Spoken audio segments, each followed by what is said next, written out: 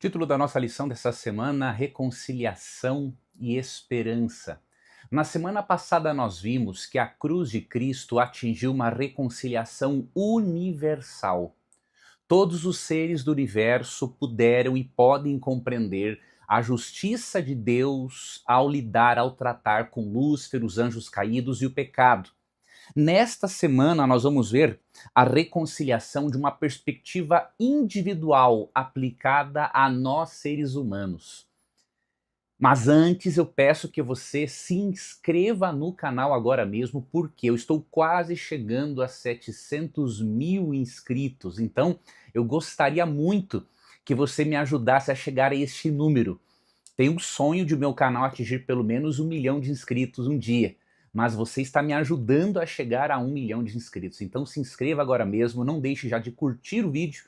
E se você gostar desse estudo de hoje, não se esqueça também de compartilhar com outras pessoas, através da internet, nos seus grupos de WhatsApp, aonde for. Assim você me ajuda a fazer essa mensagem chegar mais longe. Combinado? Vamos ver então se até essa semana agora, que vem, eu chego aos 700 mil seguidores, inscritos, e eu vou agradecer muito a você por fazer parte desta família minha aqui no YouTube também. Bom, o que a lição vai falar nesta semana? Da reconciliação a nível individual. Antes precisamos saber o que é reconciliação. Você deve de saber, mas não é demais lembrar que reconciliar é tornar inimigos em amigos. É fazer com que inimigos se tornem amigos. E isso tem a ver já com a primeira pergunta da parte de domingo da lição. E aí eu vou explicar para você, vamos analisar brevemente esse versículo, e eu vou explicar para você este conceito de reconciliação, para que você possa aprender a desfrutar da paz da doutrina da justificação pela fé. Quando entendemos a justificação pela fé, desfrutamos da paz em Cristo. Pergunta de número 1. Leia Colossenses 1, 21 e 22. O que significa dizer que estávamos separados de Deus e éramos inimigos dele? O que a morte de Cristo obtém por nós? Ver também Efésios 5, 27. Qual foi a resposta que eu escrevi? Por causa de nosso pecado e obras más, estávamos separados de Deus. Isso está em Isaías 59, 2. Contrários à sua natureza bondosa e perfeita. A morte de Cristo uniu seu amor e justiça, que foi satisfeita na cruz de Cristo, de modo que nele, em Jesus, somos amigos de Deus. Quando Cristo nos reconcilia a nível individual, ele está fazendo as pazes entre nós e Deus. Quando pecamos, nos tornamos inimigos de Deus, da bondade dele, do seu amor, da sua lei. Nos tornamos transgressores e, obviamente, separados dele, como diz Isaías 59, verso 2. Mas quando Cristo morre na cruz, Cristo recebe a nossa culpa. Ele recebe aquilo que nós merecíamos. Ele experimenta a morte eterna no nosso lugar. Ele experimenta aquela eterna separação de Deus o Pai. Agora, todo aquele que pela fé aceita, crê e aceita esse sacrifício substitutivo, esta pessoa é declarada justa. Ela deixa de ser inimiga e passa a ser amiga de Deus, parte da família celestial. Então essa é a doutrina, em resumo, é o que ensina a Bíblia quando afirma que nós somos reconciliados com Deus. Neste processo de reconciliação com Deus, nós entendemos que o Evangelho possui 3 partes principais, como diz a lição. Em primeiro lugar, Jesus veio morrer pelos nossos pecados porque éramos incapazes de fazer isso. De acordo com Romanos 6, 23, o salário do pecado é a morte. Então a única maneira de eu pagar o meu débito para com Deus é morrer. Agora eu lhe pergunto, o que adianta eu morrer? Eu perco a vida, obviamente. Para que eu não morra eternamente, e já que eu não posso, através da minha vida, pagar pelos meus pecados, porque senão eu deixo de existir, Jesus morreu por nós. Porque nós somos incapazes de nos salvar. Então essa é a primeira parte, diríamos assim, das três principais do Evangelho. Segunda parte, quando aceitamos pela fé a morte substitutiva de Cristo, nós somos justificados, ou seja, declarados justos e libertos da condenação do pecado, que é a morte eterna. Então a justiça de Jesus é transferida para nós. E aí vem a terceira parte principal do Evangelho. Nós passamos a experimentar agora o poder recriador do Espírito Santo. Ou seja, depois da justificação, vamos para a santificação, que é o processo no qual vamos nos tornando cada vez mais parecidos com Deus. Isso significa que não vamos pecar no caminho de maneira alguma. Cristo, quando nos justifica e nos santifica, ele nos liberta do poder do pecado. Ou seja, nós não somos mais escravos do mesmo. Mas ele não nos libertou da presença do pecado. Ele continua em nós. E nós teremos que guerrear contra ele. E durante esta guerra teremos falhas, teremos quedas. Mas em Jesus podemos nos levantarmos, levantar a cabeça e seguirmos adiante. Vamos para a parte de segunda-feira, pergunta de número 2. Leia Colossenses 1:23. O que você entende sobre permanecer alicerçados e firmes na fé? Qual foi a resposta que eu coloquei? Não desistir de Cristo e da fé cristã, perseverando até o fim. Então, permanecer alicerçado e firme na fé é não desistir de Jesus e da fé cristã. E ele disse em Lucas 21:19, é na vossa perseverança que ganhareis a vossa alma, a sua vida eterna. Então não podemos desistir de Jesus Cristo. Existe uma expressão aqui nesse texto de Colossenses 1:23 que convém nós destacarmos para demonstrarmos que irmãos calvinistas que creem na dupla predestinação, por mais estudiosos e sinceros que sejam, estão muito equivocados. Olha o que Paulo diz. Depois que ele diz, ele afirma que Cristo nos reconciliou com Deus e que Cristo deseja nos apresentar santos e culpáveis e irrepreensíveis, há uma condição para isso no verso 23, se é que permaneceis na fé, alicerçados e firmes, não vos deixando afastar da esperança do evangelho que ouvistes e que foi pregado a toda criatura debaixo do céu, e do qual eu, Paulo, me tornei ministro. Essa condição, o se, demonstra claramente que os salvos podem sim se perder se desistirem de Jesus. Eu concordo com o irmão calvinista de que é muito difícil se perder, diríamos assim. Se você permanecer em Cristo, não tem como você se perder. Ninguém pode nos arrebatar das mãos de Jesus. Agora, eu preciso permanecer ligado à videira. A advertência de Cristo em João 15:5 para permanecermos ligados à videira não teria sentido se Deus já tivesse nos predestinado para nunca desistirmos. Não tem um porquê. Então, quando Paulo diz, se é que permaneceis na fé, ele está nos lembrando de que a doutrina, uma vez salvo, salvo para sempre, é uma farsa. Ela não tem base bíblica alguma. Nós podemos experimentar a segurança da salvação e devemos, porque a nossa salvação depende do que Cristo fez na cruz do Calvário. Mas ao mesmo tempo eu não posso ter uma postura arrogante achando que Deus já me predestinou e que, portanto, posso dar uma relaxada e no final tudo vai dar certo. Essa doutrina é muito perigosa. Então, Colossenses 1:23 é um dos textos que claramente demonstram isso. Diz que nós devemos permanecermos na fé, perseverarmos. Tanto que 2 Coríntios 6:1 e 2 é dito, para nós não recebermos a graça de Deus em vão. Até vou ver se é esse verso mesmo.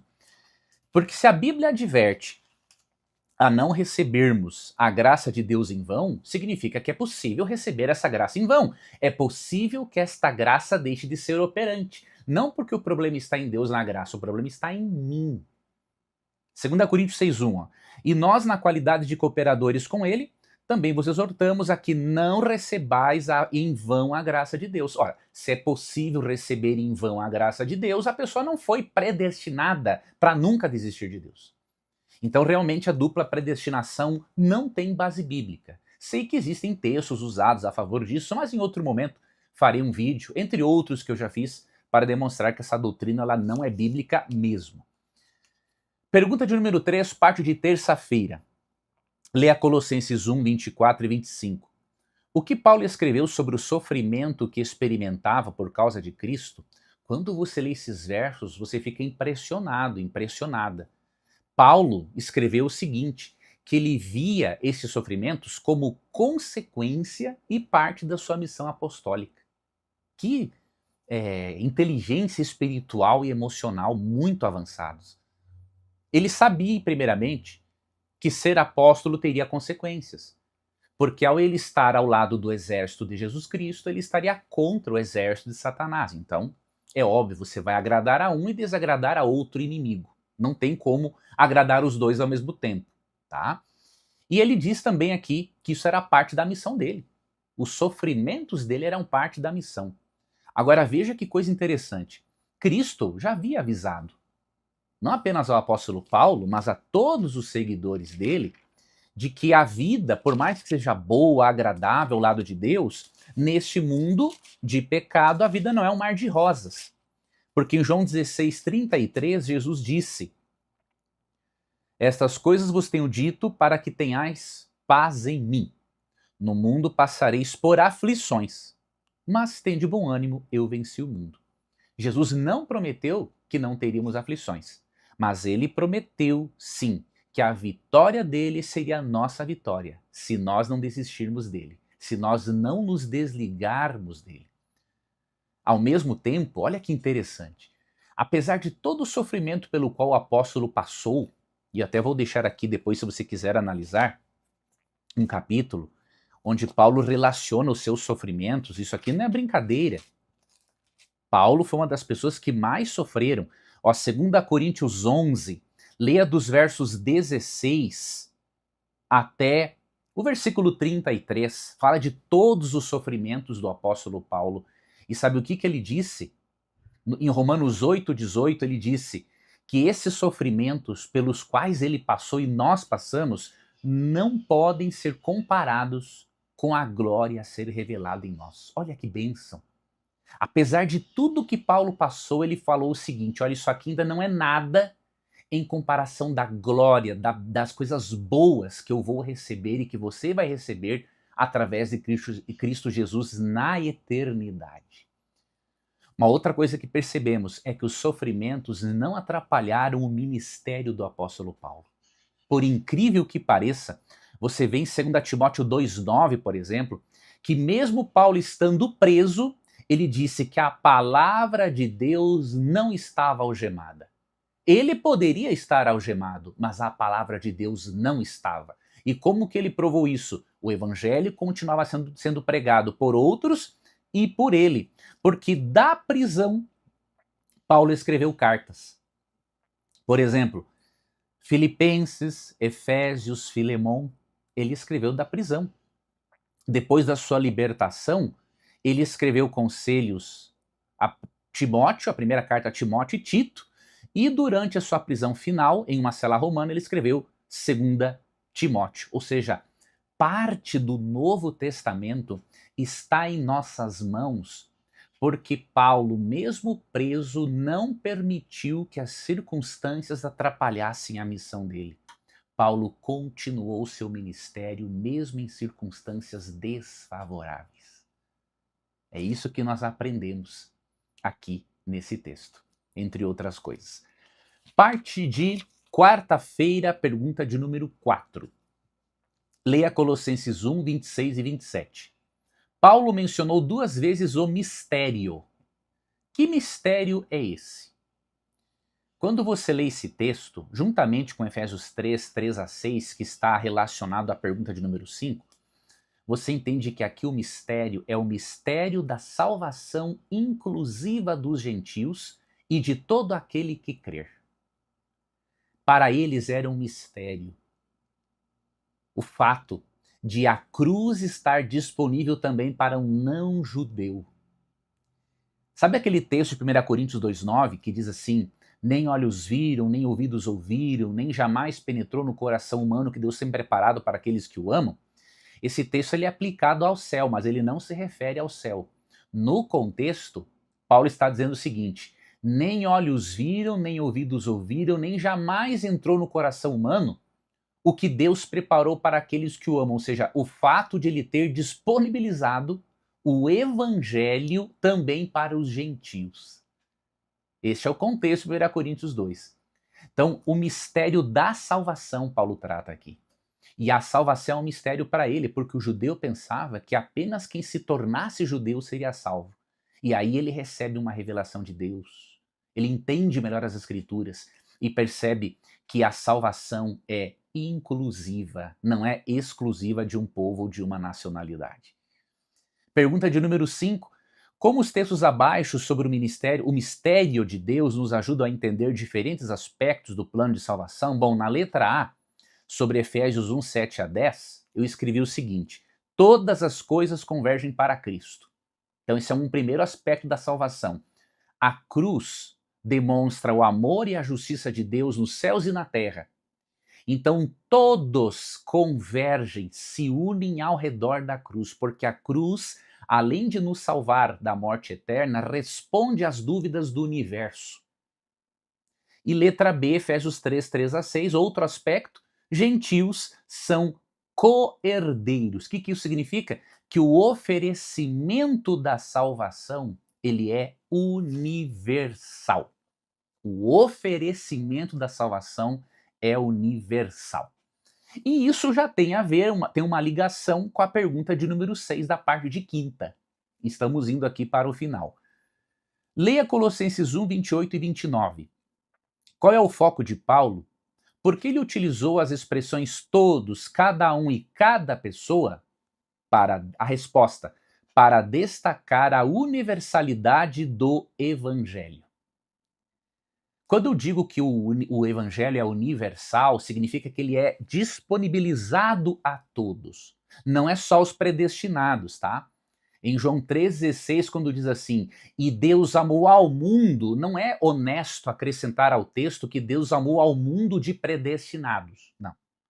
Deus amou ao mundo de tal maneira que deu o seu Filho unigênito para que todo aquele que nele crer não pereça, mas tenha vida eterna.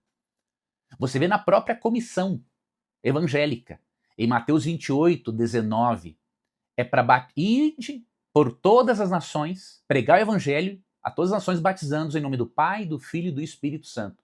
E em Apocalipse 14, 6 a 12, o evangelho e as 3 mensagens angélicas ou 3 recados finais de Deus à humanidade são para todas as pessoas. Então, o evangelho é oferecido de forma universal. Agora, aqui nós devemos evitar 2 erros, 2 doutrinas equivocadas, 2 heresias. A chamada dupla predestinação e o chamado universalismo. A dupla predestinação ensina que Deus predestinou. Deus foi com a cara de alguns na eternidade, não foi com a cara de outros e decidiu salvar uns e não salvar outros. Não, isso aí está fora de cogitação. O Deus bíblico não é assim, é muito mais coerente, né, ser um ateu do que crer num Deus que faz acepção de pessoas, né? Romanos 2,11 diz que ele não faz acepção de pessoas. Então, se ele predestina alguns porque ele é soberano, ele faz acepção de pessoas sendo soberano. Ou seja, isso é ilógico, é irracional. E outra coisa que devemos evitar é o chamado universalismo. Então, além de evitarmos a dupla predestinação, evitamos o universalismo, que ensina que no fim das contas, por Deus ser amor, ele vai salvar a todos. Não, isso é uma mentira, porque a Bíblia ensina que há a existência futura de um lago de fogo, onde os ímpios serão castigados e depois destruídos. Então, indo à Bíblia, nós evitamos heresias e ensinamentos equivocados. É por isso que você e eu precisamos crescer na compreensão das Escrituras. Lá em 2 Timóteo 4,2, Paulo disse para Timóteo pregar a palavra. E inclusive ele mencionou ali no texto doutrina. Então tira essa ideia da sua mente que alguns progressistas totalmente desinformados ou tendenciosos falam: o que importa é Cristo e não doutrina. Não existe separação entre Cristo e a doutrina de Cristo. Porque em 2 Timóteo 4,2 ele disse: prega a palavra, inclusive com doutrina. porque esta é a maneira de nos fortalecermos na fé, de nos precavermos contra as falsas doutrinas, de nos livrarmos de heresias que podem ser destruidoras da nossa fé e da nossa vida cristã. Mas, obviamente, para que o nosso estudo bíblico seja efetivo, precisamos da direção do Espírito Santo. Devemos sempre fazer uma oração antes do estudo bíblico, convidando o Espírito Santo para direcionar, guiar a nossa mente. E depois do estudo, fazermos uma oração de agradecimento, pedindo que Ele nos ensine a aplicarmos aquele ensinamento à nossa vida.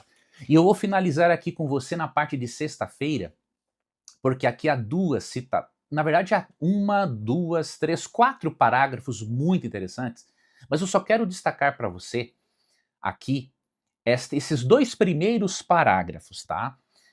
Porque os dois primeiros parágrafos que se encontram no livro Caminho a Cristo, páginas 40 e 41, mostram claramente duas fases aqui da salvação. O primeiro parágrafo mostra a justificação e o segundo parágrafo mostra a santificação. Se você perceber alguém na internet acusando o adventismo de salvação pelas obras, você precisa apresentar esses dois parágrafos para a pessoa perceber que ela está falando sobre aquilo que ela não sabe. Ellen White, cofundadora do adventismo, o que ela escreveu? Sobre justificação, ó. Não possuímos em nós mesmos a justiça necessária para satisfazer as exigências da lei de Deus. Simples. Mas Cristo providenciou uma solução. Ao entregar-se a Ele, aceitando-o como seu Salvador, você, por causa dele, não por causa da lei, por causa dele, de Jesus, será considerado justo, não importa quão pecaminosa possa ter sido sua vida. O caráter de Cristo substituirá seu caráter e você será aceito diante de Deus como se não houvesse pecado. Alguém precisa provar que esta citação se constitui em legalismo. Nada de legalismo. A justificação é unicamente pela fé no Senhor Jesus Cristo. Agora, o que acontece é que o adventismo não para na justificação. Nós cremos que após a justificação vem a santificação. E aí vem o outro parágrafo que diz assim: além de tudo isso, Cristo transformará seu coração. E ali, pela fé, ele vai habitar. Por meio da fé e de uma contínua submissão de sua vontade a Cristo, você deve manter essa ligação com Cristo. Assim fazendo, ele operará em você o querer e o realizar segundo a sua vontade. Ou seja, o resultado da justificação é a santificação. E até mesmo na santificação é Deus quem atua em nós. Então essas duas citações são muito bonitas. E no terceiro parágrafo diz assim, ó, portanto, nada temos pelo que nos vangloriar, nenhum motivo para a exaltação própria. O único que poderá exaltar-se no céu, diríamos assim, o único que será exaltado no céu será o Senhor Jesus Cristo. Será por causa dele que todos estaremos presentes ao longo da eternidade, juntamente com a Trindade, com o nosso Criador. Então, esse trecho do livro Caminho a Cristo, páginas 40 e 41, você precisa internalizá-lo para ter uma vida cristã saudável, alegre, agradável e, ao mesmo tempo, para você mostrar que muita gente desinformada tem falado sobre o Adventismo aquilo que não sabe. Eu quero te agradecer por ter me acompanhado no estudo da lição. Eu não pude postar mais cedo nesta semana, que eu estava com a agenda muito cheia, muito pesada, mas eu ainda tenho uns 2 meses de um trabalho muito puxado, mas vai dar tudo certo. Toda semana eu estarei aqui disponibilizando a lição para você. Deixa aqui nos comentários a sua opinião, me diga de que forma eu posso ajudá-lo ainda mais. Essa vez eu não pude deixar os slides, como eu falei para você, nem sempre eu vou poder fazer isso, mas quando eu puder, eu o farei. Peço que você, mais uma vez, se ainda não o fez, se inscreva no canal para eu chegar aos 700 mil seguidores agora nesse final de semana. E também não deixe de curtir o vídeo, isso é fundamental para que o YouTube entregue para mais pessoas. E compartilhe nos grupos da sua igreja, entre familiares, para que mais pessoas tenham acesso a esse estudo. Eu desejo que Deus lhe dê um ótimo restante de sexta-feira, um sábado muito feliz na presença dele, um domingo abençoado e nos vemos em nosso próximo vídeo, que eu pretendo postar ali entre domingo e segunda um outro assunto para que possamos estudá-lo antes da lição na outra semana. Que Deus guarde a você e até lá.